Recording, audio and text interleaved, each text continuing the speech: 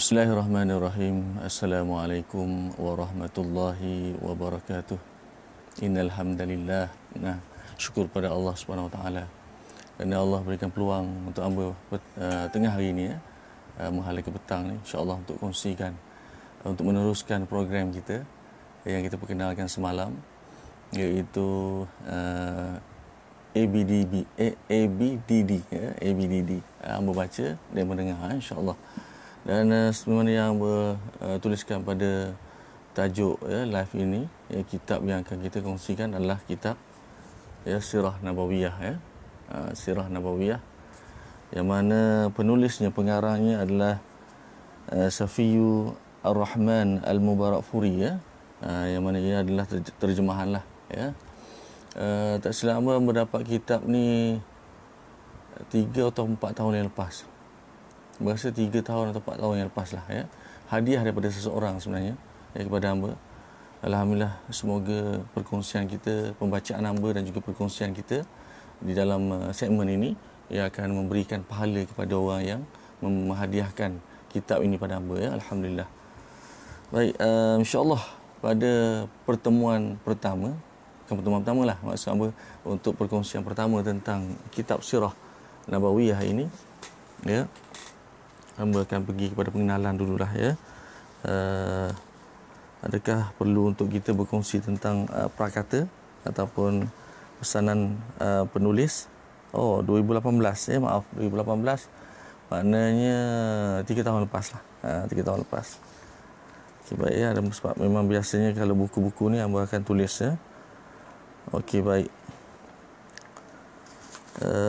Sememangnya buku ini adalah sesuatu yang terbaik lah, sebab kalau kitab ataupun penceritaan tentang Sirah Nabawiyah ataupun riwayat hidup baginda Rasulullah SAW ini, penulis yang terbaik adalah memang Safiyu Ar-Rahman Al-Mubarakfuri lah.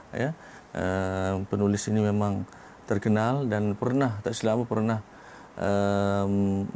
bertanding dalam pertandingan menyediakan kitab yang lengkap tentang sejarah hidup baginda Rasulullah SAW, dan beliau Syekh ini sememangnya memenangi tempat yang pertama lah, dan kitabnya memang dinobatkan sebagai kitab yang paling lengkap tentang sirah baginda Rasulullah SAW.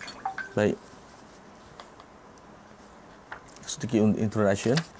Dan kalau ikut pada kitab ini, permulaannya dia akan bercerita tentang tanah Arab dan kaumnya. Introduction dia akan memperkenalkan dahulu tentang kedudukan tanah Arab dan bangsa Arab itu sendiri. Dan kemudian akan masuk kepada pemerintahan dan amiriyah di tanah Arab, iaitu kerajaan-kerajaan yang ada pada tanah Arab. Dia punya sejarah dia, iaitu kerajaan Yaman, kerajaan Hirah, kerajaan Syam, pemerintahan di Hijaz, masyarakat Arab dan yang lain, dan suasana politik. Kemudian bab ketiga baru pergi pada agama orang Arab, suasana keagamaan orang Arab itu sendiri. Bab keempat akan pergi kepada suasana masyarakat Arab jahiliyah, dari segi ekonomi, sosial dan juga akhlak. Kemudian bab kelima baru masuk nasab, nasab keturunan baginda Rasulullah SAW, iaitu tentang perihal keluarga baginda Rasulullah SAW. Dan kemudian yang bab ke-6 akan masuk kepada keputeraan baginda Rasulullah SAW dan 40 tahun sebelum kenabian baginda Rasulullah SAW. Yang ketujuh di bawah naungan kenabian dan kerasulan. Maksud yang ketujuh, bab ketujuh barulah akan bercerita tentang kenabian, peristiwa di Gua Hira. Kemudian malaikat Jibril AS menyampaikan wahyu dan wahyu terhenti. Kemudian malaikat Jibril membawa wahyu yang kedua, seterusnya kumpulan-kumpulan wahyu lah, dan begitulah sehingga akhirnya sampai ke bab yang banyak bab. Allahumma salli ala Muhammad. Tengoklah buku pun, kitab tebal mana kan, memang sangat tebal. Ada lebih kurang, Allahumma salli ala Muhammad, ada 64 bab dalam kitab ini. Allahumma salli ala Muhammad. Jadi itulah sehinggalah sampai ke detik-detik hari terakhir, detik-detik pemergian baginda Rasulullah SAW. Kesedihan menyelubungi para sahabat. Dan kemudian ada perkongsian tentang rumah tangga baginda Rasulullah SAW, ya, bab yang 63. Yang ke-64 ialah bab sifat dan akhlak Rasulullah SAW. Jadi untuk menyempurnakan perkongsian kitab ini, pembacaannya, insya-Allah hamba akan mula daripada mula lah. Ya, kita akan mula daripada mula, iaitu bab yang pertama berkenaan dengan tanah Arab dan kaumnya. Ya, mungkin kalau kita bercerita pasal bab sejarah Arab, tanah Arab dan kaumnya ni, mungkin ramai yang akan ya, Allahumma salli ala Muhammad, boring sikitlah nak dengar kan. Tapi ianya suatu pengetahuan yang baik untuk kita ketahui, ya. Sebab itulah ya, dalam sirah nabawiyah ya, disertakan dahulu tentang kaum orang Arab itu sendiri, cara hidup orang Arab. Kerana apa? Sebab dengan cara itu kita akan mudah faham ya apa saja yang yang berlaku dia dalam sirah nabawiyah itu, kerana persekitaran ya kehidupan baginda Rasulullah SAW memang hidup di kalangan orang Arab. Ya, sebab baginda Rasulullah SAW memang orang Arab.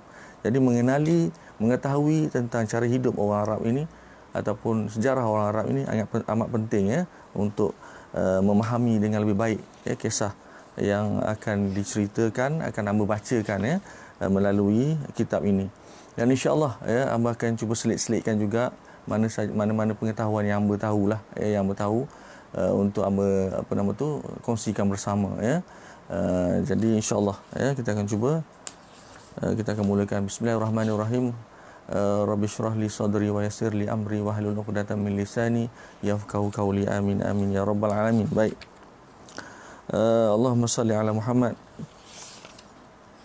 Sebelum tu ya, Allahumma salli ala Muhammad ya, bagi menghormati kesempurnaan kitab ini, hamba rasa perlu untuk kita mulakan bukan hanya daripada bab yang pertama, bahkan mungkin mukadimah pun kita perlu ya, kemudian masuk kepada kata pengantar dan prakata ya. Sebab ini kadang-kadang ya, banyak ada atau isi-isi yang cuba disampaikan oleh pengarang kitab ini sendiri untuk dijadikan sebagai pengetahuan kita ya, insya-Allah. Baik.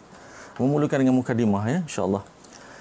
Segala puji bagi Allah Subhanahu Wa Taala, pemilik alam semesta alam ini. Selawat serta salam ke atas junjungan besar Nabi Muhammad sallallahu alaihi wasallam, ahli keluarga baginda sallallahu alaihi wasallam, para sahabat, para salihin serta mereka yang mengikuti jejak langkah baginda Rasulullah sallallahu alaihi wasallam sehingga ke hari kemudian. Alhamdulillah, buku Sirah Nabawiyah terbitan Yayasan Dakwah Islamiyah Malaysia ini telah mencecah cetakan yang ke-10. Alhamdulillah. Buku ini menelusuri keperitan dan kepayahan yang ditempuhi baginda Rasulullah sallallahu alaihi wasallam dalam menyebarkan syiar Islam di tengah-tengah kaum yang menolak seruan baginda Rasulullah sallallahu alaihi wasallam. Buku ini mengajak pembaca menghayati perjuangan baginda Rasulullah sallallahu alaihi wasallam yang tidak pernah kenal erti putus asa, menyeru umat kepada kebenaran ketika manusia dibelenggu kejahilan yang diwarisi turun-temurun. Sehingga akhirnya mereka dikurniakan kebenaran dan kemenangan yang amat nyata. Ya, buku ini merupakan pilihan tepat untuk pembaca mengenali perihal tokoh agung yang diutuskan oleh baginda Rasulullah, yang diutuskan oleh Allah Subhanahu Wa Taala sebagai rahmatan lil alamin kepada umat manusia. Ya, bukan hanya orang Islam tetapi umat manusia dan seluruh makhluk yang ada ya, insya-Allah. Apatah lagi dengan cabaran umat Islam hari ini yang diuji dengan pelbagai isu dan kemelut sehingga cenderung membawa kepada perpecahan serta perseteruan, lalu umat Islam hari ini tidak lagi dipandang sebagai ummah yang bersatu dan ampuh.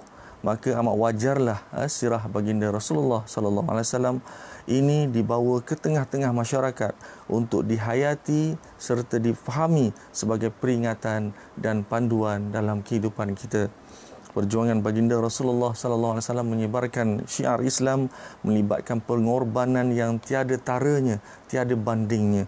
Ya, mempelajari sejarah baginda Rasulullah sallallahu alaihi wasallam bukan setakat mengetahui akan riwayat kehidupan dan perjuangan baginda Rasulullah sallallahu alaihi wasallam, tetapi juga bahkan ia adalah sebagai medium untuk umat Islam mengkaji serta menganalisis peristiwa silam untuk dijadikan pengajaran serta motivasi dalam membina sebuah bangsa yang gemilang tamadunnya. Ya, begitu juga untuk melahirkan umat Islam yang unggul dan benar-benar mencintakan Islam. Ya, bahkan ummah yang cemerlang serta seperti yang pernah dicatatkan dalam sejarah, ya. Semoga buku ini berterusan memberi manfaat kepada masyarakat, ya. Daripada Dr. Yusri Muhammad yang dipertua Yayasan Dakwah Islamiyah Malaysia, ya. Buku yang sangat indah, ya. Mukadimah yang sangat baik, dan kita terus kepada kata pengantar, ya. Hamba pun tak lama, ya. Hamba memang sampai pukul 2 saja, insya-Allah, ya. Sebab ini time rehat, ya, ambil masa sedikit. Baik, kata pengantar. Banyak sudah buku yang membahas susur galur kehidupan baginda Rasulullah SAW yang boleh didapati dalam pasaran dengan pendekatan dan kupasan yang berbeza-beza. Namun begitu, buku yang sedang dipegang oleh pembaca ini diakui sebagai catatan sirah nabawiyah yang lengkap kupasannya serta mudah difahami.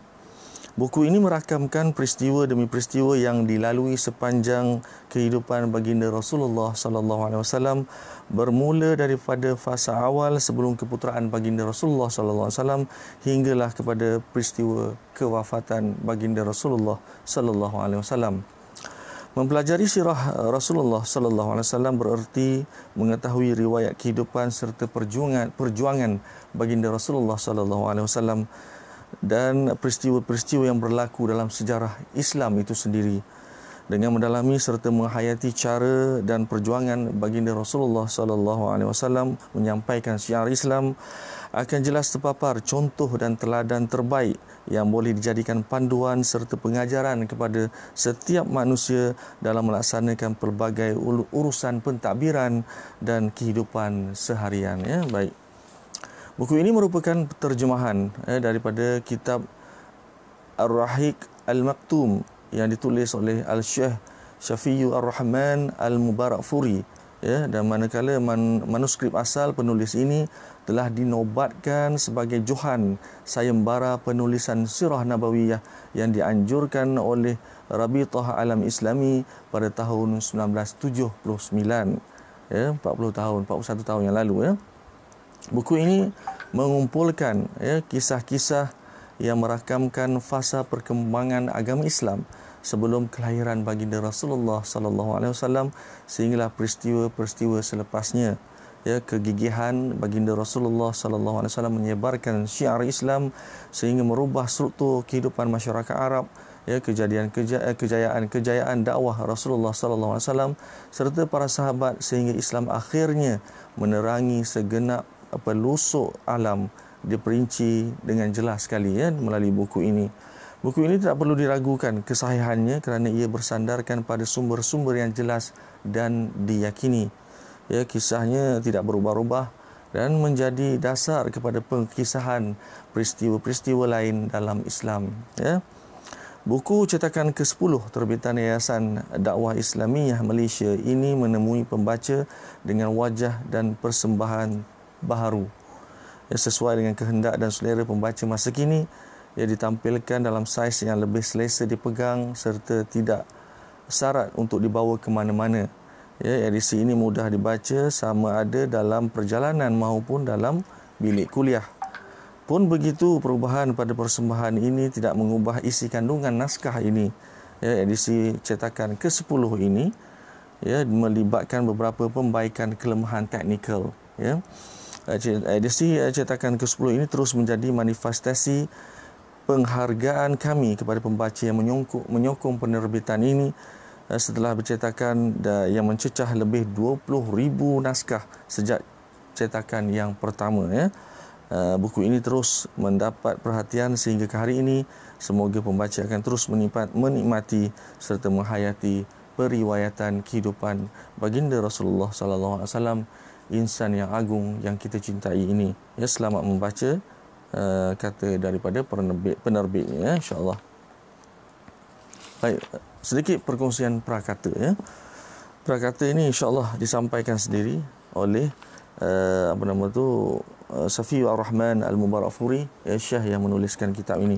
Pengumuman pihak Rabithah Al-Alam Islami untuk menganjurkan pertandingan penulisan sirah nabawi peringkat dunia Islam telah mengundang kegembiraan dan merangsang kesungguhan para penulis serta menyelaras, ya, usaha mereka dalam arena pemikiran. Usaha ini besar ertinya yang barangkali tidak dapat diungkapkan dengan kata-kata. Ini kerana jika ditinjau perjalanan hidup baginda Rasulullah sallallahu alaihi wasallam secara terperinci dan dengan rasa mahu mengambil ikhtibar, ternyata ia merupakan satu-satunya sumber yang memancar sumber-sumber kehidupan dunia Islam dan kebahagiaan manusia seluruhnya. Dalam mengemukakan karya ini, saya menetapkan agar penulisan yang dihasilkan hendaklah dalam skala yang sederhana, tidak panjang berjela-jela sehingga menjemukan dan tidak pula terlalu ringkas sehingga tidak menyampaikan maksud yang sepatutnya.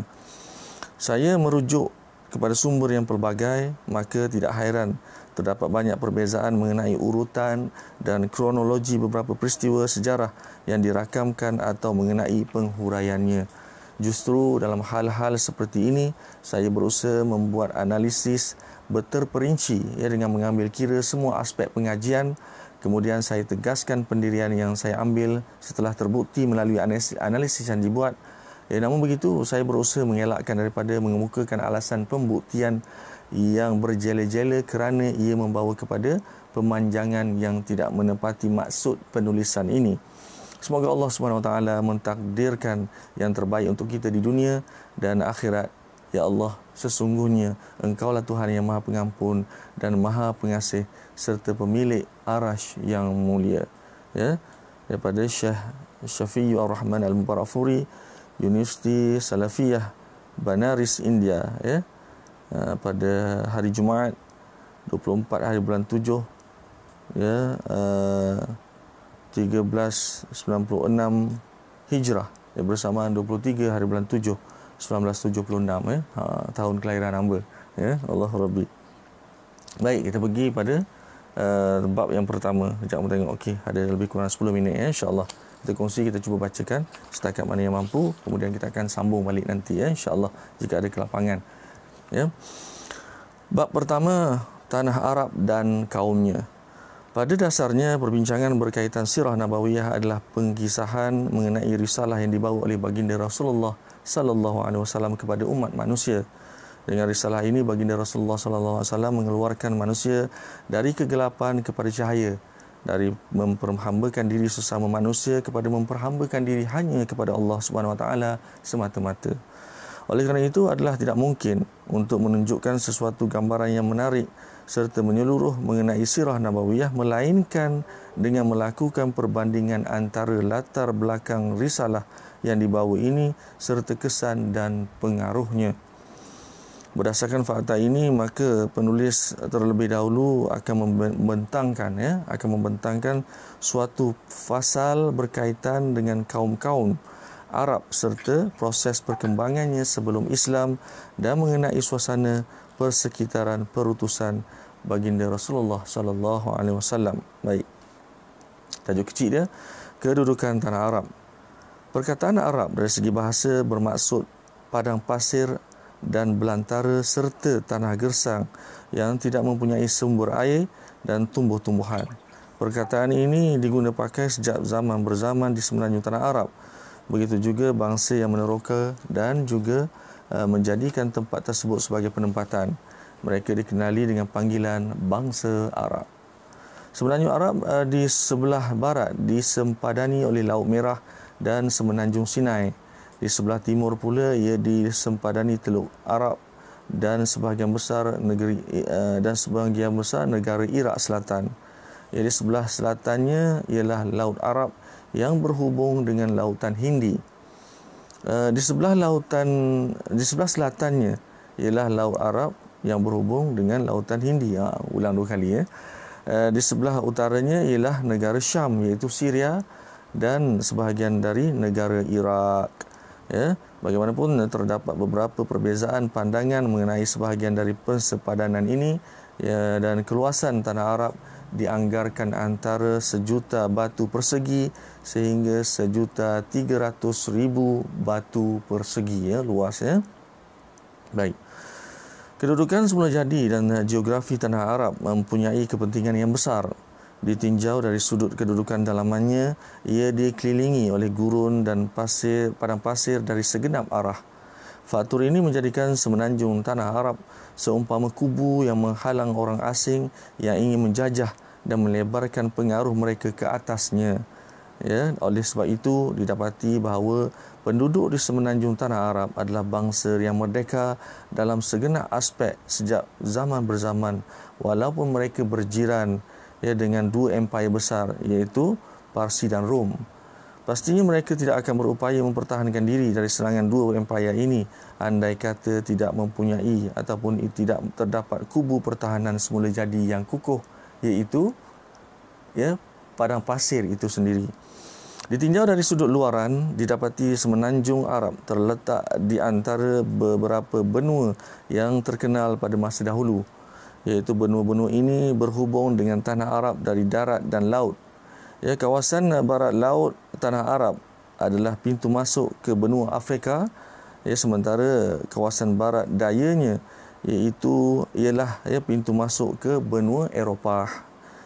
Kawasannya di sebelah timur adalah laluan masuk ke negara-negara Ajam, Timur Tengah dan Timur Jauh, membawa ke India dan juga ke China. Dan begitu juga semua benua yang bersempadan dengan semenanjung tanah Arab dari jalan laut. Semua benua tersebut menjadikan pelabuhan Arab sebagai tempat utama untuk melabuhkan kapal-kapalnya.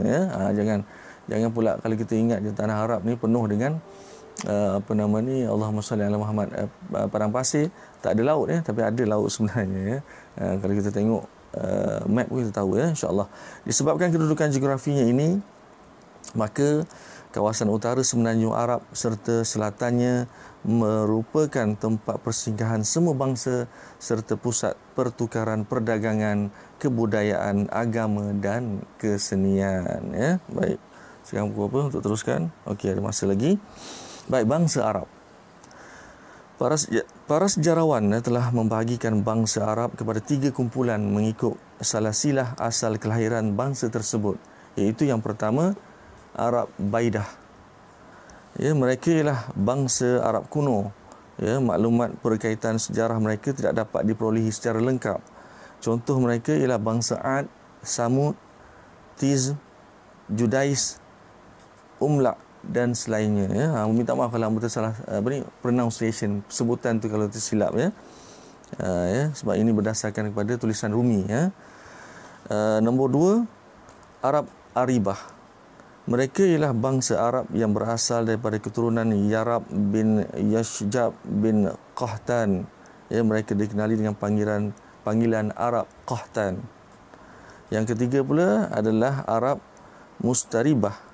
Mereka ialah bangsa Arab yang berasal daripada keturunan Nabi Allah, iaitu Nabi Ismail alaihissalam, dan mereka dikenali sebagai Arab Adnan. Inilah susur galur keturunan baginda Rasulullah SAW. Baik, bangsa Arab Aribah, iaitu bangsa Qahtan, berasal daripada negara Yaman. Kabilah-kabilah dan keturunan mereka telah berpecah-pecah kepada beberapa puak, tetapi yang terkenal daripada kalangan mereka ialah 2 kabilah, iaitu kabilah yang pertama, kabilah Himyar. Kabilah Himyar adalah suku Arab yang paling terkenal dalam kalangan kabilah ini. Suku Arab yang paling terkenal dalam kalangan kabilah ini ialah Zaid al-Jumhur, Khuda'ah dan juga Sakasik.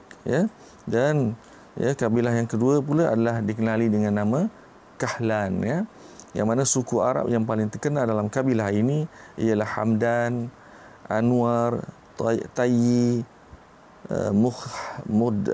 Mudhaj, Kindah, Lakh, Judham, Al-Az, Al-Aus, Al-Khazraj serta keturunan Jafnah daripada golongan raja-raja Syam.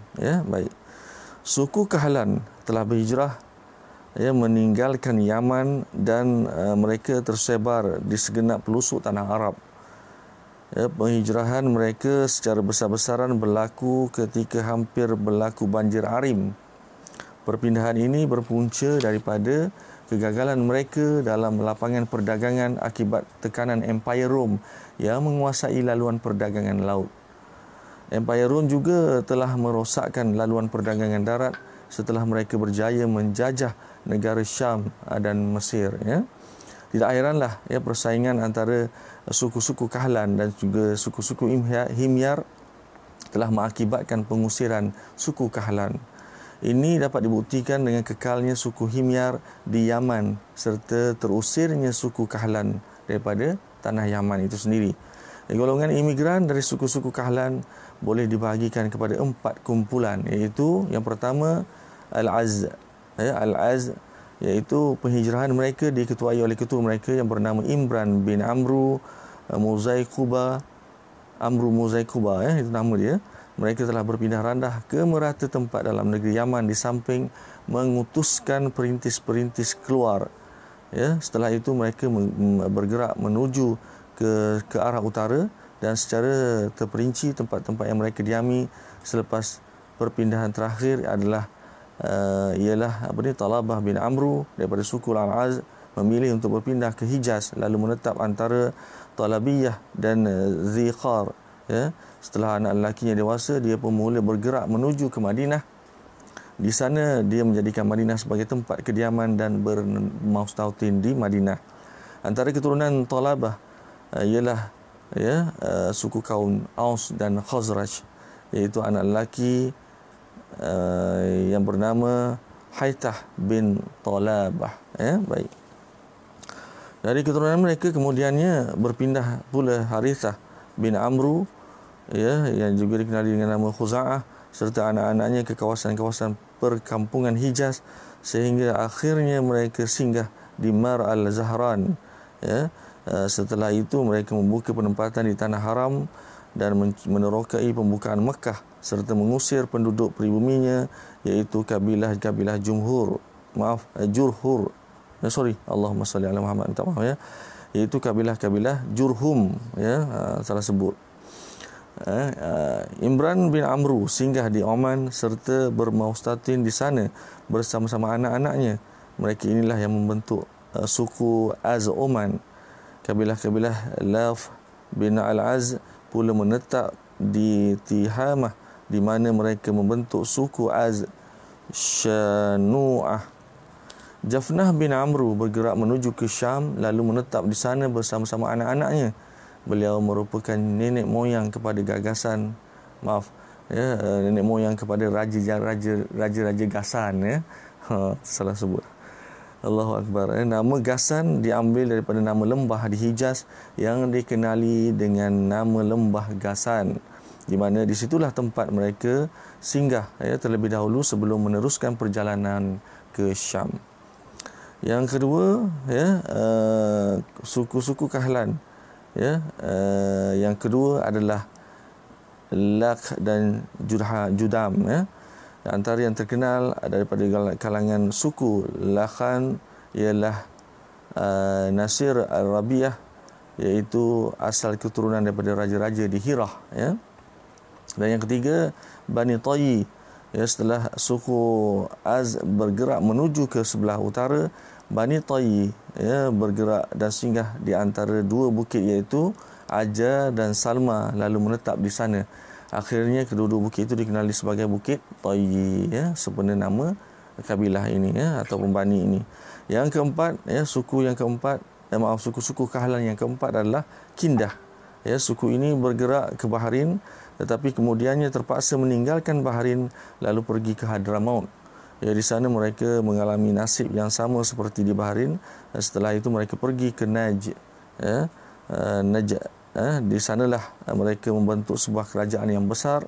Akan tetapi tidak lama kemudian kerajaan itu lenyap bersama-sama kesan-kesan sejarahnya sekali. Jadi tak dinyatakan kenapa. Di sana terdapat satu kabilah dari Himyar yang di samping terdapat percanggahan mengenai bagaimana mereka dinisbahkan kepada Himyar. Kabilah itu adalah Qada'ah yang berhijrah meninggalkan Yaman serta bermaustautin di Badiyah al-Samawah yang termasuk dalam senarai tempat-tempat yang terkenal di negara Iraq. Baik. Orang Arab Mustaribah pula adalah nenek moyang mereka yang berasal daripada Saidina Ibrahim AS yang berasal daripada negara Iraq, iaitu dari sebuah kampung yang dikenali sebagai Ar. Kampung ini terletak di pesisiran barat Sungai Furat berhampiran dengan Kufah. Ya, hasil penemuan dan cari gali sejarah menunjukkan banyak penjelasan mengenai perkampungan ini serta mengenai keluarga Nabi Ibrahim alaihissalam. Ya, penemuan itu juga turut menyingkap mengenai hal ehwal keagamaan dan sosial negara tersebut. Ya, baik. Seperti yang diketahui, Nabi Ibrahim alaihissalam telah berhijrah meninggalkan Iraq untuk menuju ke Haran dan Hiran. Di Hiran, Nabi Ibrahim alaihissalam bertolak ke Palestin lalu menjadikan tempat itu sebagai pusat dakwahnya. Nabi Ibrahim alaihissalam lalu menjadikan tempat itu sebagai pusat dakwahnya. Nabi Ibrahim alaihissalam banyak mengembara ke segenap pelosok negara tersebut dan negara-negara lain. Suatu ketika Nabi Ibrahim alaihissalam telah sampai ke Mesir. Di sana Firaun Mesir ketika itu cuba melakukan sesuatu yang tidak baik terhadap isteri Nabi Ibrahim alaihissalam, iaitu Siti Sarah. Akan tetapi Allah telah menggagalkan cubaan Firaun. Firaun akhirnya mengetahui bahawa Sarah ialah seorang yang punya hubungan yang kuat dengan Allah. Sebagai mengiktiraf kemuliaan Siti Sarah,